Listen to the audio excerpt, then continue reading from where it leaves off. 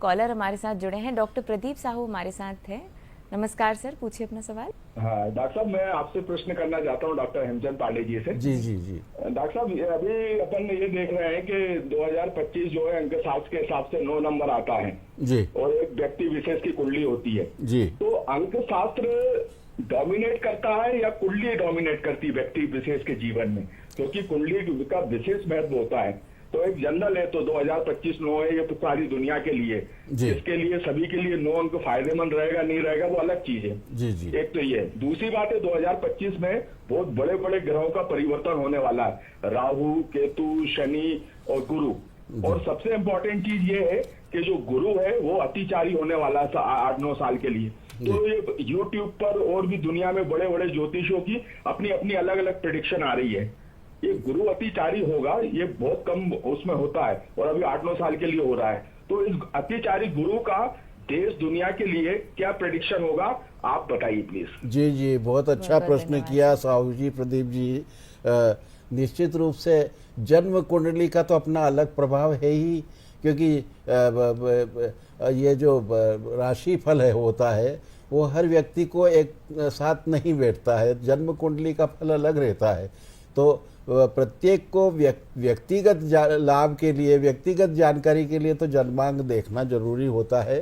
परंतु ओवरऑल जो, जैसे अंक शास्त्र के बारे में आपने पूछा, तो 9 का अंक जो इस वर्ष है, तो इस वर्ष जो है वैसे देखा जाए तो 3, 6, 9, 12, 15, 18, 21, 24 और 27, ये जो 3 से कटने वाले, मतलब जो 9 से समानता रखते हैं, इन तारीखों को जिनका जन्म है उन लोगों के लिए उपयुक्त रहेगा। अंक शास्त्र भी कभी कभी मतलब लाभ देता है, परंतु षोडश वर्गीय पत्रिका जो जन्म पत्रिका होती है उससे व्यक्ति का विशिष्ट फलित देखा जा सकता है। एक बात तो ये हुई। दूसरी बात आपने पूछा कि ग्रहों का परिवर्तन हो रहा है, तो निश्चित रूप से वर्ष में 4 मुख्य ग्रह परिवर्तन हो रहे हैं। 14 मई को वृषभ से मिथुन में जो शत्रु कारक जो शुक्र है राशि है उससे जाकर के, और मिथुन राशि में जो व्यवसाय की, वाणी की, इसके राशि में बृहस्पति जाएगा। तो निश्चित रूप से इस वर्ष वित्तीय स्थिति जो काम करने वाले व्यापारी लोग हैं इनके लिए बहुत अच्छा रहेगा। शनि भी बदल रहा है, 29 मार्च को कुंभ राशि से मीन राशि में जा रहा है, तो ये भी गुरु की राशि में जा रहा है। तो बृहस्पति की राशि में स्थान लाभ करता है शनि, तो बृहस्पति की राशि में जाने के कारण से शनि की भी जो नकारात्मकता है वो पॉजिटिव रहेगी, न्यायपूर्ण स्थिति अच्छी रहेगी। राहु केतु भी बदल रहे हैं, 4 ग्रहों में से 18 मई को मीन से कुंभ में आएगा, राहु उल्टा चलता है, उसी प्रकार से केतु कन्या से सिंह में आएगा। तो इस प्रकार से राहु जब मीन से कुंभ में आएगा तो मतलब गुरु की राशि में जब राहु होता है तो वो अच्छा नहीं माना जाता।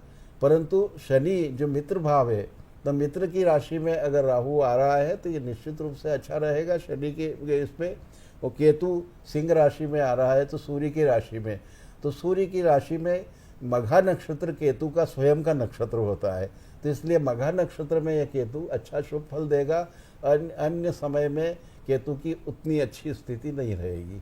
जहाँ तक अतिचारी का जो आपने बताया कि गुरु अतिचारी हो रहा है, तो अतिचारी मतलब गुरु यानी बड़ा, गुरुत्व यानी बहुत बड़ा, और गुरु शब्द से ही यह है कि उसमें अगर अतिचारी यानी उसमें अधिक स्पीड आएगी तो निश्चित रूप से जो संस्कारवादी जो देश हैं, संस्कार अच्छे धार्मिक वृत्ति वाले और सुसंस्कार वाले, जो नैतिकता से चलने वाले देशों में अच्छी स्थिति बनेगी। तो हमारा भारतवर्ष इन अगले 7 वर्षों में अच्छी तरक्की करेगा। ये बिल्कुल अतिचारी गुरु हमारे देश के लिए बहुत उत्तम रहेगा। बहुत बहुत धन्यवाद आपके प्रश्न के लिए। बहुत बहुत धन्यवाद सर। छोटी सी बात और है जी जी। कि इस वर्ष में जो व्यक्ति जमीन क्रय करना चाहें, भूमि, क्योंकि मंगल का वर्ष है, तो भूमि क्रय करना या जो गुरु भाग्य इसमें वर्ष इसमें गुरु 9वें भाव में गया है वर्ष के प्रवेश के समय में, तो इसलिए सोना क्रय करना, इससे वित्तीय स्थिति में अच्छा रहेगा।